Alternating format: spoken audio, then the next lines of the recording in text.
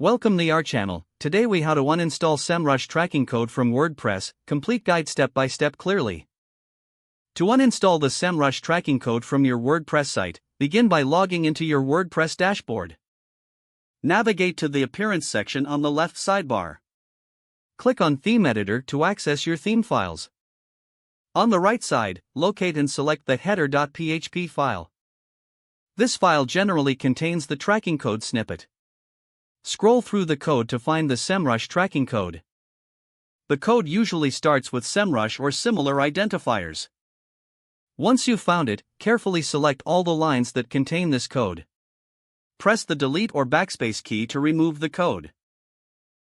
After deleting the tracking code, click on the Update File button to save your changes. Next, refresh your website to ensure the tracking code has been removed. To double-check, use a site audit tool or inspect your site's source code. Alternatively, if you added the tracking code using a plugin, navigate to the Plugins section in the dashboard. Find the plugin you used for Semrush tracking and click on Deactivate or Delete. Confirm the action if prompted to ensure the plugin is fully removed.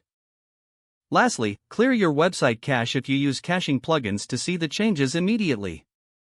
You have now successfully uninstalled the Semrush tracking code from your WordPress site. If the page does not load, refresh the browser or try again in a private or incognito window.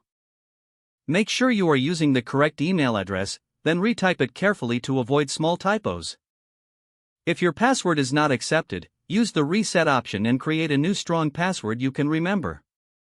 Check your spam folder for verification or security emails, then complete any requested confirmation steps. Enable two-factor authentication if available to improve account security and reduce unauthorized access risk. After signing in, review your profile details so your contact information and settings are accurate and current. If you see an error message, note it down and try again after restarting your device and internet connection.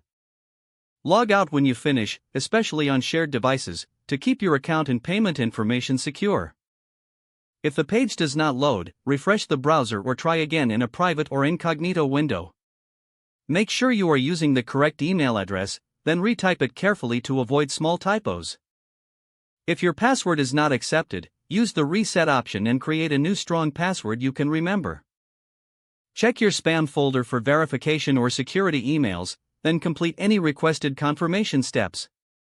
Don't forget to like this video and subscribe to our channel for more step-by-step tech guides.